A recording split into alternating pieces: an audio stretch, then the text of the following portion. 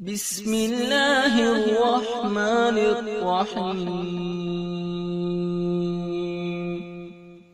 शुरू अल्लाह के नाम से जो बड़ा मेहरबान निहायत रहम वाला है।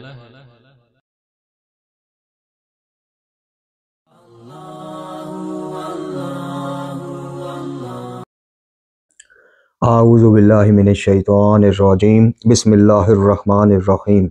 अल्हम्दुलिल्लाहि रब्बिल आलमीन व सल्लल्लाहु अला मुहम्मदिन व अला आलिहि तय्यबीन व ताहिरीन अल मासूमीन व लअनतुल्लाहि अला अदाई मजमाईन। अल्लाहुम्मा सल्लि अला मुहम्मद व आलि मुहम्मद वअज्जिल फरजहुम। मोहतरम नाज़रीन व सामीन, अस्सलामु अलैकुम। आज की नई वीडियो के साथ हाज़िर खिदमत है। मैं हूँ अली रूहानी और आप देख रहे हैं हमारा ऑफिशियल यूट्यूब चैनल।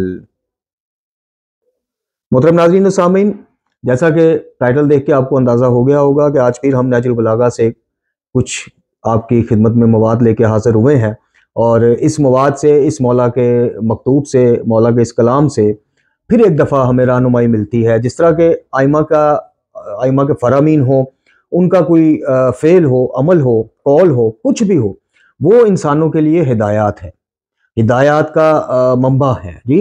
जो हिदायत लेना चाहे और जो इससे अपनी रस्मीशियत को और उस चीज़ को ख़तरे में महसूस समझता हो, वो इन चीज़ों से किनारा कश होकर सिर्फ रस्मी चीज़ों को और चंद जुमलों को अपना कर और चंद खड़े हुए अकीदे जिनकी कोई आपको असल नहीं मिलेगी, कुछ जड़, कुछ वो बुनियाद नहीं मिलेगी जी, ना आइमा के कौल से, ना सीरत से, ना अमल से, ना उनकी तालीमात से, ना उनके करीबियों के अमल से या उनकी तालीमात से बिल्कुल आपको कोई जड़ नहीं मिलेगी। जिस तरह वलायत तकवीनी है, एक बेबुनियाद अकीदा, एक ऐसा अकीदा कि जिसकी मुखालफत खुद आइमा तहार अपनी ज़िंदगी में कर गया। यानी वलायत तकवीनी क्या है? तफवीज़ी अकीदा है, मुफव्वज़ा का घड़ा हुआ एक अकीदा है कि वलायत तकवीनी के तहत अमूर तकवीनिया में अमल दखल तसर्रुफ़ात का हक़ अल्लाह ताला ने नस्तियों को दे दिया है जी। अब खुल के तफवीज़ के कायल हो नहीं सकते, चूँकि आइमा तहार ने बेशुमार लान तान की हुई है, मुशरिक तक कहा हुआ है। तो इन्होंने क्या सोचा कि इन्होंने कहा कि वलायत तकवीनी की एक छतर छाया में जो है वो बना ली जाए और जनाब जो हम खुल के तफवीज़ के मामलात का वो कर नहीं सकते प्रचार, वो इस छतरी के नीचे करते हैं। तो जिन्होंने तो आइमा को हादी समझा, आइमा का जो मनसब है उसके मुताबिक उनसे हिदायत लेने का इरादा किया, नीयत की, उनके लिए तो अल्हम्दुलिल्लाह नहजुल बलागा हो, सहीफ़ा कामला हो, दीगर मोतबर अहादीस हों, आपकी सीरतें हों, सुन्नतें हों, आपके अमल हों जी, उनसे सीखने का हर वक्त मौका ही मौका है, मवाद ही मवाद है। और जिन्होंने इससे किनारा कश होके माज़अल्लाह आइमा को ये सिखाने की कोशिश करनी है, सैयद सजाद को ये सिखाने की कोशिश करनी है कि जनाब आप देखें, आपसे ज़्यादा आसान तरीन काम हम लेके आए हैं। आप अल्लाह रब्बुल इज़्ज़त से बारिश की दुआ जी, रिज़्क़ की दुआ, फ़राग़ी रिज़्क़ की दुआ, बीमारियों से बचने की दुआ, आफ़ियत की दुआ जी, औलाद के तलब की दुआ, नेक अमाल के तलब की दुआ, ये सारी दुआएं मांगते रहे। लेकिन 1400 साल बाद हमने एक कितना सहल और आसान तरीका और आसान दुआ ईजाद कर ली, या काशिफुल कर्ब वाली, क्या हुसैन के चेहरे से परेशानी दूर करने वाले उनके भाई यानी जनाब अब्बास अलमदार अलैहिस्सलाम, हमारी भी परेशानी दूर कीजिए। आपने जनाब इतना ज़ख़ीरा और दुआओं का, और जनाब कितनी मुश्किल दुआएं और किस तरह से मांगना सिखाया अल्लाह से। हमने 1400 साल बाद जनाब बेहतरीन तरीक़ाकार ये ढूंढा कि घर पे एक अलम शरीफ नस्ब करें, उसके नीचे जनाब खड़े होकर अलम से मांगें और उसको प्रचार करेंगे। वो सूफ़ी अमामा पोश जो कहेंगे कि जी दुनिया के किसी अलम से मांगो देगा अब्बास। तो जिनके इमाम हादी हैं, जिन्होंने उनसे हिदायत लेनी है, उनके लिए तो नहजुल बलागा में इतना मवाद है कि रहती दुनिया तक इंशाअल्लाह वो इससे इस्तिफादा करते रहेंगे। और जिन्होंने इनको माना है अपनी चंद मादी ज़रूरियात को पूरा करने के लिए मुश्किल कुशा, हाजत रवा और मौला जी, जिन्होंने ज़ियारतों पे भी जा के बीवी बच्चे औलाद कोठी गाड़ी बीवी टीवी ये चीज़ें मांगनी है और इधर भी मजालिस के बाद यही दुआ करनी है। यानी मजाल है, आप ले आएँ, आप 1000 बंदे का ज़रा टेस्ट लें, खड़ा करें उन्हें, उनके रखें सर पे कुरान और बल्कि हाथ में अलम पकड़ाएं। कुरान की तो अहमियत उनके नज़दीक कहाँ होगी। अलम पकड़ाएं, उनसे पूछें कि दुआओं में क्या क्या मांगा। आप देखिएगा 1000 बंदों में से कितने परसेंट ने, एक बंदे ने भी हिदायत मांगी कि अल्लाह ताला इनके सदके मुझे हिदायत दे, दीन की समझ दे, फहम दे? नहीं। तो बात करने का मकसद ये है मोहतरम नाज़रीन व सामीन कि अगर तो आप मौला अली अलैहिस्सलातु वस्सलाम को हाजत रवा, मुश्किल कुशा, लकड़हारे की किस्सों कहानियों वाला एक वो किरदार समझते हैं कि जिन्होंने आपको जनाब सिर्फ मिठाई बांटने की, न्याज देने की तरगीब देनी है, अमाले सालिहा की तरफ मुतवज्जे नहीं करना, किरदार साजी की तरफ मुतवज्जे नहीं करना, फिर तो आप जहाँ लगे हैं, जिनके पीछे लगे हैं, वो आप जाने, वो जाने और रोज़े क़यामत खुदा जाने। लेकिन अगर आप कहते हैं कि नहीं जनाब हम इन मासूमीन हस्तियों की तरफ आए इसलिए कि हमें दुनिया आखिरत की जनाब हदायतें मिलें, कामयाबियाँ मिलें, नसीहतें मिलें, ज़िंदगी कैसे गुजारनी है, मामलात अकायद कैसे रखने हैं, अल्लाह रब्बुल इज़्ज़त का जो प्रोटोकॉल है, तौहीद का जो प्रोटोकॉल है, उसमें किसी को कैसे शरीक नहीं करना। तो फिर आइए आपको फिर एक दफ़ा दावत फ़िक्र देते हैं। कुरान पढ़िए, कुरान के बाद नहजुल बलागा पढ़िए और सहीफ़ा कामला की दुआएं पढ़िए। इंशाअल्लाह आप बहुत ज़्यादा चीज़ों से आज़ाद हो जाएंगे, बहुत ज़्यादा रसूमात के तोक़ को गले से उतार फेंकेंगे। और अगर नहीं, आप अपना शुमार उन्हीं लोगों में करना चाहते हैं कि जिनके बारे में फिर मौला कायनात अली बिन अबी तालिब अलैहिस्सलातु वस्सलाम कहते हैं कि उन्होंने अपना नाम आलिम रख लिया है, यानी अहले इल्म में से अपने आप को समझते हैं, दर हकीकत दूर दूर का वास्ता नहीं, तो फिर वो आपकी मर्जी है। आज का जो हमारा मकतूब हम पेश करेंगे नहजुल बलागा में से आपकी खिदमत में, उससे दो अकीदे कम अज़ कम मेरी ज़ात के तो क्लियर हुए। तो मैं चाहता हूँ कि आप तक भी वो सबक पढ़ के सुनाया जाए, नौजवानों को मुतवज्जे किया जाए। देखें, मौला कायनात अली इब्न अबी तालिब अलैहिस्सलातु वस्सलाम के बारे में कहा जाता है जी, हर नबी की इन्होंने मदद की, फिजिकली की, जाके की, बचाया, ये किया। रसूलुल्लाह सल्लल्लाहु अलैहि वसल्लम की मदद की। और जब इनसे कहा जाता है कि जो जंगों में और इस्लाम की खातिर, जो तबलीगात की खातिर आपने जो एफर्ट्स की हैं, मौला अली ने जो कुर्बानियाँ दी हैं, जो मदद की है इस्लाम की अपनी तलवार के ज़रिए, अपने किरदार के ज़रिए, वो ज़ाहिर इसबाब में अल्लाह के काम के, अल्लाह की दावत, अल्लाह के दीन की दावत के लिए की है, ना कि कोई रिज़्क़ औलाद या औलाद या इस तरह की चीज़ें देने के लिए आपकी इमदाद थी। चूँकि इनके पास आपके जवाब में यही होगा, वो जी खैबर में पुकारा, उहद में पुकारा, अल्लाह के पुकारने वाला कोई साबित ही नहीं है। नादे अली यानी अली को पुकारो, यानी खुद अल्लाह रब्बुल इज़्ज़त कुरान में आपको दावत दे कि मत पुकारो किसी को मेरे साथ। यानी कुरान में 2 चैप्टर हैं। अब वीडियो लेंथी हो जाएगी, आप इसकी तहकीक कीजिएगा, खुद आपको पता चलेगा। अकायद के ज़िमन में, अल्लाह को पुकारने के ज़िमन में 2 किस्म की कैटेगरीज हैं कुरान में। एक वो कि अल्लाह के सिवा यानी कि जो अल्लाह के सिवा दूसरी हस्तियों को पुकारते हैं जी, और एक जो अल्लाह के साथ दूसरी हस्तियों को पुकारते हैं। ये आप खुद जाके तहकीक कीजिएगा। दोनों किस्म को कुरान ने बैन किया हुआ है। ना अल्लाह के सिवा किसी को आप पुकार सकते हैं गैब में रिज़्क़, औलाद या इस तरह की दुआएं मांगने के उधर से, ना अल्लाह के साथ किसी को आप शरीक करार दे के, यानी इनसे भी दरखास्त अल्लाह से भी दरखास्त नहीं। ये तौहीद पे बहुत बड़ा हमला। ये वो हमला है कि जिसे अल्लाह रब्बुल इज़्ज़त की अदालत में बाद में ले जाया जाएगा। पहले आपको इमाम वक्त या बरज़ख में या क़यामत वाले दिन अहले बैत की अदालत से आप मुजरिम साबित होंगे और ठप्पा लगवा के अल्लाह की अदालत में जाएंगे कि अल्लाह इसके कायद से हमारा कोई लेना देना नहीं, बाखुदा हमें तेरी इज्जत की कसम ने इस किस्म की कोई तालीमात नहीं दी। वही जवाब जो जनाब ईसा अलैहिस्सलातु वस्सलाम देंगे, जो पूरा कोट हुआ कुरान में जी। तो ये जो मदद के बारे में धोखा दिया जाता है, मतलब इस तरह का कोई पुकारना साबित नहीं, लेकिन बिल फर्ज मुहाल आप वो हो भी जाए तो वो उस मखसूस जंग में, मखसूस वक़्त में, मखसूस हालात में अगर मौला कायनात ने जाके अल्लाह के दिए हुए ज़ोर बाजू से उस किला को फतह किया या दीगर दुश्मनान इस्लाम को जन्नम हासिल किया, तो ये वो मदद है जो ज़ाहिरी इसबाब में आपने अपनी ज़िंदगी हयात मुबारका में मौजूद होते हुए दीन इस्लाम की। अगर इसको बुनियाद बनाकर आप उनको अंबिया का भी मुश्किल कुशा कहते हैं, अगर आप दीन इस्लाम की खातिर जंगें करने पर, इस्लाम की तबलीगात की खातिर तलवार निकालने पर, इस्लाम की मदद करने पर मौला अली को अल्लाह की जगह राज़िक, मुश्किल कुशा, हाजत रवा और ये चीज़ें मांगने के आप कायल हो गए इन चीज़ों से, तो फिर आज का मकतूब ज़रा आंखें और कान और दिल के कान खोल के सुनिएगा कि अगर सिर्फ जंगों में मदद करने से मौला जो है अंबिया के भी मुश्किल कुशा हो गए थे, हाजत रवा और रिज़्क़ देने वाले, औलाद देने वाले हो गए, तो फिर बताइएगा कि जो आपके बकौल अंबिया के मुश्किल कुशा हैं, हाजत रवा है, रिज़्क़, औलाद, इनसे मांग लेने में कोई हर्ज नहीं, क्योंकि इन्होंने इस्लाम की अपने तलवार से मदद की, तो फिर वो मुश्किल कुशा अपने एक आमिल से जंग में मदद मांग रहा है। फिर आप क्या कहेंगे? फिर आपके पास क्या लॉजिक बचेगा? और जो आज मैं आपको पढ़ के सुनाऊंगा मुख्तसरन 4-5 लाइनों का, इससे भी तसल्ली ना हो तो फिर किसी अमामा पोश से मुराद वो जो वलायत तकवीनी की आड़ में, वो जो मौला के फजाइल के आड़ में उनको राज़िक और मालिक और खालिक तसव्वुर करते हैं, प्रचार करते हैं, अमामा पोश से मुराद वो हैं। फिर उससे पूछ कर बताइएगा कि अगर वो इससे भी मुतमिन नहीं होता या आपको नहीं कर पाता, तो फिर उसे कहिएगा कि जनाब जब मालिक अश्तर रजी अल्लाह ताला अन्हु शहीद हो गए जहर से, और जब आपको यानी मौला कायनात को उनके शहादत की इत्तला मिली, तो आपने एक जुमला कहा था, नहजुल बलागा देख लीजिए, दीगर कुतब देख लीजिए, आपका वो जुमला आपको मिल जाएगा कि आपने कहा था कि मालिक मेरे लिए वही हैसियत रखता था जो मैं नबी खुदा के लिए रखता था सल्लल्लाहु अलैहि वसल्लम। अब अगर इन गालियों के बकौल अली नबी के मुश्किल कुशा थे, अली अंबिया के मुश्किल कुशा थे, हमारे आका करीम सल्लल्लाहु अलैहि वसल्लम के मुश्किल कुशा थे, तो फिर मौला तो कह रहे हैं कि मैं जो नबी के लिए था वो मालिक अश्तर मेरे लिए था, तो इसका मतलब ये हुआ कि नबी के मुश्किल कुशा अली बकौल गालियों के, तो फिर होना तो ये चाहिए कि मालिक अश्तर मुश्किल कुशा हो गए मौला अली के। फिर मीठा मीठा हरा फड़ा और कड़वा कड़वा थू थू वाला साहब नहीं होना चाहिए। फिर अगर जंगों में मदद करने की वजह से मौला अली मुश्किल कुशा हो गए, यानी नात अली पढ़ ली नबी अकरम सल्लल्लाहु अलैहि वसल्लम ने, दीगर अंबिया के मददगार हो गए, रिज़्क देने वाले हो गए, तो फिर मौला खुद कह रहे हैं कि मालिक अश्तर मेरे लिए वैसा ही था जैसा मैं नबी खुदा के लिए था। तो अगर नबी खुदा के लिए अली मुश्किल कुशा थे तो फिर मालिक अश्तर मुश्किल कुशा के मुश्किल कुशा हो गए। फिर बताइए कि जो बंदा मुश्किल कुशा का भी मुश्किल कुशा हो गया उसके फजाइल कम है क्या? फिर मामला इधर से शुरू करें, मालिक अश्तर से रिज़्क औलाद रोजी रोटी, और या मालिक अश्तर मदद के नारे बुलंद करें, क्योंकि आप फिर हमें दुनियावी मसालों में उलझाएंगे ना।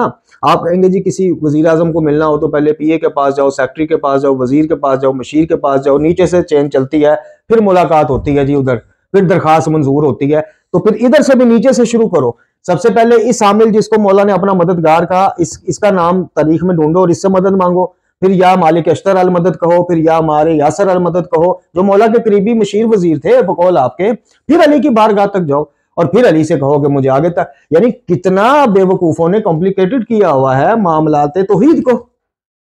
वहां मशीर वजीर के मसाले, अल्लाह तक बराह रास्त नहीं जा सकते जी, ये नहीं हो सकता जी, वो नहीं हो सकता जी, सिफारशी चाहिए, ये चाहिए, वो चाहिए। और यहाँ पे जनाब आंखें बंद करके कबूतर की तरह बैठे हैं। जब हम फिर कहते हैं कि आओ फिर या मालिक अश्तर अल मदद कहते हैं, चूंकि मौला कह रहे हैं कि मेरे लिए वो वही था जो मैं नबी के लिए था सल्लल्लाहु अलैहि वसल्लम। तो वहां पे इल्मी दलील, इल्मी जवाब नहीं आएगा, वहां पे वो कुछ होगा जो आज बंदा हकीर के साथ हो रहा है। मोहतरम नाज़रीन व सामीन, आप में से जिनसे मैं मुखातिब होता हूँ, मुझे नहीं पता कि ये बात जो है कितने बंदे सुनते हैं, वीडियो पूरी देखते हैं, आगे कर करके देखते हैं। इस वक्त बंदा हकीर को तबलीगात तौहीद के ज़िमन में जिन जिन मसाइब और मसाइल का सामना है वो बयान से बाहर है। आप ये हिसाब लगा लीजिए इस चीज़ से। एक साबका मेजर है जिसने फेसबुक पे मुझे खारजी, नासबी, दुश्मन अहले बैत, ये उस बंदे ने इतना को प्रोपोगेट इस मामले को किया हुआ है कि मैं इसकी पदाश में ये खत कराने तक अभी बाहर नहीं जा सकता। इस हद तक उस बंदे ने मुझे बदनाम करके, दुश्मन अहले बैत साबित करके जी, लोगों के जज्बात को स्पॉइल करके, उभार के मेरी जिंदगी को इस हद तक उसने खतरात में डाल दिया है। क्यों? क्योंकि वो साहब का मेजर है, वो कुछ भी कर सकता है जी। वो खवातीन से बदतमीजी करे, वो बदतमीजाना पोस्टर लगाए, वो खाम खा आपके जज्बात उभारे मेरे खिलाफ, वो जो भी चाहे वो करता फिर रहा है जी, अभी तक करता फिर रहा है। और उसकी बातों में आके बड़े बड़े ऐसे साहब जिनको मैं बड़ा इल्मी समझता था और इल्म दो समझता था जी, वो भी उसके उसके उसमें आके बजाय कि मेरी बातों का कोई इल्मी जवाब उनसे कहेंगे भाई ठीक है जवाब दो, वो भी उसकी बातों में आके मेरे खिलाफ उस महाज में शरीक है। तो मेरा हौसला और जज्बा अगर आपको कहीं से कम लग रहा है तो आप बताइए, मेरी रहनुमाई फरमाइए। अल्हम्दुलिल्लाह मेरा तो मजीद बढ़ता जा रहा है। मैं मजीद इसमें गोताजन होकर मैं इंशाल्लाह मजीद चीज़ें ढूंढ के लाऊंगा और नौजवानों की खिदमत में पेश करूंगा। तो ये मामलात हैं जनाब आला, आज का मकतूब सुनिएगा, समझिएगा, फिर इनसे सवाल उठाइएगा कि अगर जंगों में शिरकत करके इस्लाम की मदद करने पर मौला अली अंबिया के भी मुश्किल कुशा हो गए, राज़क भी हो गए, खालक भी हो गए और गैब में पुकारने के हकदार भी हो गए, तो फिर जिससे मौला अली कह रहे हैं कि मैं तुमसे मदद लेता हूं, अभी पढ़ के सुनाऊंगा आपको, फिर वो क्या हुआ? फिर मौला अली से पहले उसको बुलाओ कि जो अली का भी मददगार है बकौल मौला अली के। फिर वहां पर सांप क्यों सूंघ जाता है जी? तो चलते हैं जी, अब आपको मजीद वो नहीं करते, आपकी खिदमत में नहजुल बलागा का ये मकतूब पेश करते हैं। ये मकतूब नंबर 4646 है, आपकी स्क्रीनों पर भी इंशाल्लाह आ जाएगा। ये मुफ्ती जाफर हुसैन साहब का तर्जुमा, और जो मेरे पास एडिशन है नहजुल बलागा का मरकज़ अफ़कार इस्लामी वालों का, उसके मुताबिक सफ़ा नंबर 758 758, और इसी सफ़े में पहला मकतूब ही ये है, मकतूब नंबर 46, और उसका उन्वान है एक आमिल के नाम जी। अब इसमें जो शुरू की 5-6 लाइनें हैं ना, अच्छा, इसमें 2 किस्म की मौला ने हमारी इल्मी मुश्किलें हल कर दी।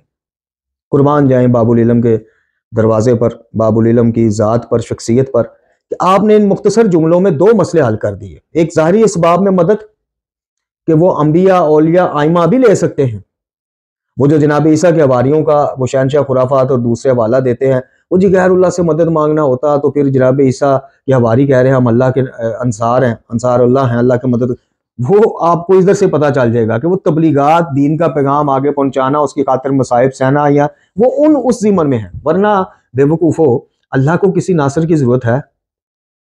दूसरा मसला मौला ने हल किया कि फौरन ही, आप ये देखिएगा कि मौला ने फौरन ही उसको, उस शामिल को जहां उसकी मदद का जिक्र किया अपने लिए, वहां पे मौला ने उसको फौरन मुतवज्जे किया कि बाकी जिंदगी के जो मामलात है, महमात हैं, उनमें अल्लाह से मदद मांगो।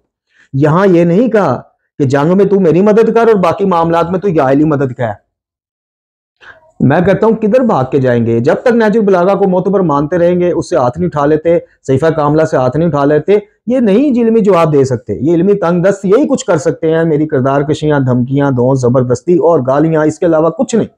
मकतूब नंबर 46 से ही मैं तुम्हें साबित कर देता हूं कि फिर मालिक अश्तर भी मुश्किल कुशा है, फिर ये आमिल भी मुश्किल कुशा है, मददगार है, फिर इसका नाम भी ढूंढो और इसको पुकारा करो मदद के लिए। मौला अली से भी पहले, चूंकि मौला अली खुद इससे मदद का वो कर रहे हैं जिक्र, नहीं तो अपने अकीदे नहजुल बलागा के मुताबिक करो। इसमें लड़ाई झगड़े वाली क्या बात है? आए जी बिस्मिल्लाह करते हैं। मौला फरमाते हैं कि एक आमिल के नाम, इसके बाद लिखा है जी कि मौला फरमाते हैं तुम इन लोगों में से हो जिनसे दीन के क़याम में मैं मदद लेता हूं।